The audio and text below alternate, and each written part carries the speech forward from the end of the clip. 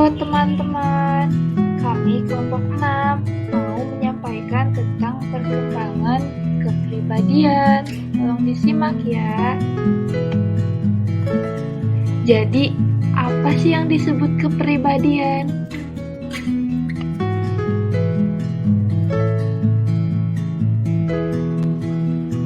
Kepribadian yaitu suatu organisasi yang unik pada diri setiap individu yang ditentukan atau dipengaruhi oleh faktor-faktor bawaan dan lingkungan sehingga menjadi penentu atau mempengaruhi tingkah laku. Kepribadian mencakup kebiasaan, sikap, dan sifat yang dimiliki seseorang apabila berhubungan dengan orang lain. Struktur kepribadian. Struktur kepribadian dibagi menjadi 3. Yang pertama ada ID. ID adalah sistem kepribadian yang asli atau merupakan dunia batin manusia yang tidak mempunyai hubungan dengan dunia luar. Contohnya pada saat kita batuk dan lapar. Yang kedua ada ego. Ego adalah komponen kepribadian yang bertanggung jawab untuk menangani dengan realitas. Contohnya suara hati untuk memutuskan makan atau tidak. Yang ketiga ada superego. Superego adalah aspek kepribadian yang menampung semua standar moral yang kita dapat dari orang tua. Contohnya saat kita memberikan suatu pertimbangan di kepribadian. Tipologi kepribadian merupakan pengetahuan yang menggolongkan manusia berdasarkan faktor tertentu, misalnya karakteristik, fisik, psikis, dan budaya. Contoh karakteristik yaitu sifat pemalu, pendiam, pemarah, penyabar, dan lainnya. Contoh dari fisik yaitu seperti bentuk tubuh yang diwariskan dari orang tua, bentuk mata, hidung, mulut, dan lainnya. Yang kemudian contoh dari psikis yaitu pikiran dan perasaan. Contoh dari budaya seperti selanjutnya ada komponen penting nih dalam konsep pengembangan kepribadian. Pertama yaitu diri ideal. Dalam konteks dunia pendidikan, diri ideal yang sering ditetapkan orang tua adalah anak harus mendapat nilai sempurna 100 atau nilai A dalam setiap ujiannya. Yang kedua yaitu citra diri. Anda akan selalu bertindak atau bersikap sesuai dengan gambar yang muncul dalam cermin atau citra diri Anda. Yang ketiga yaitu harga diri. Semakin Anda menyukai diri Anda, menerima diri Anda, dan hormat pada diri Anda sendiri sebagai seorang yang berharga dan bermakna, maka semakin tinggi harga. Kemudian ada unsur-unsur kepribadian.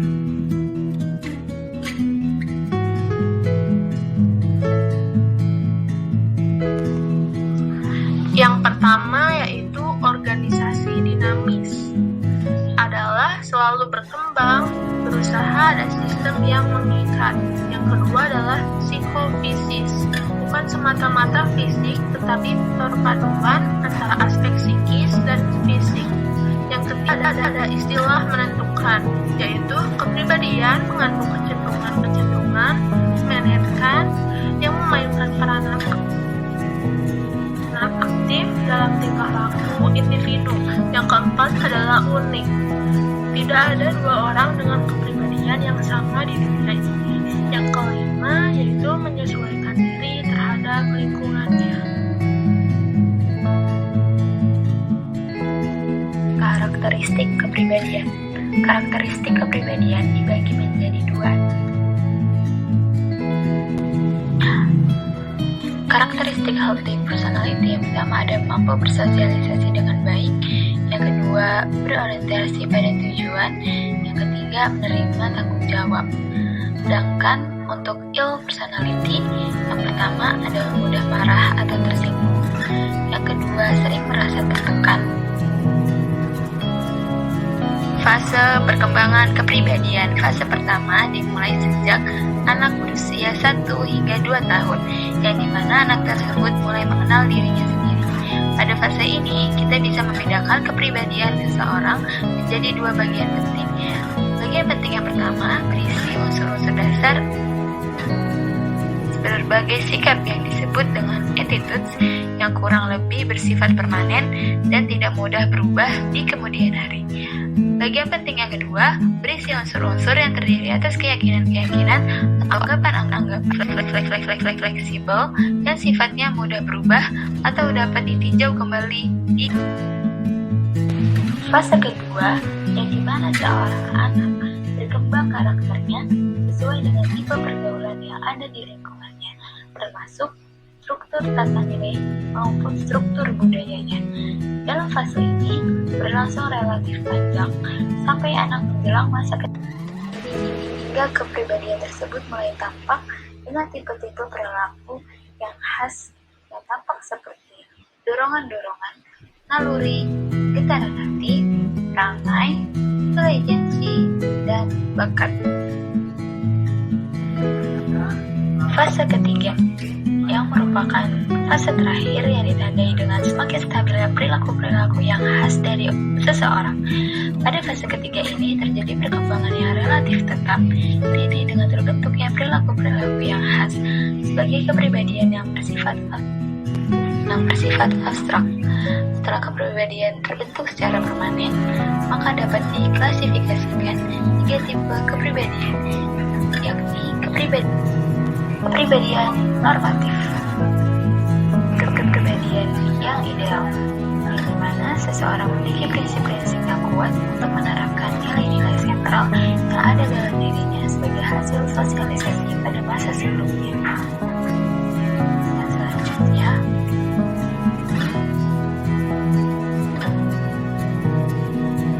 kepribadian otoriter, yang dimana terbentuk melalui proses sosialisasi individu yang lebih mementingkan kepentingan diri sendiri daripada kepentingan orang lain. Biasanya terjadi pada anak selanjutnya terdapat kepribadian perbatasan, yang dimana merupakan tipe kepribadian yang relatif labil, di mana ciri khas dari prinsip-prinsip dari perilakunya seringkali mengalami perubahan-perubahan sehingga seolah-olah seorang memiliki lebih dari satu corak kepribadian. Faktor mempengaruhi kepribadian. Yang pertama, lingkungan alam, yang merupakan pola perilaku masyarakat yang dipengaruhi oleh lingkungan. Yang kedua, genetik, merupakan manusia mempunyai biologis yang unik, berbeda dengan orang lain, seperti anak kembar sekalipun mempunyai karakteristik yang berbeda. Yang ketiga, kebudayaan, yang merupakan nilai-nilai dan norma yang mengatur perilaku dan mempengaruhi pembentukan kepribadian. Seperti negara bagian barat diperbolehkan menggunakan pakaian terbuka, sedangkan negara bagian timur diizinkan.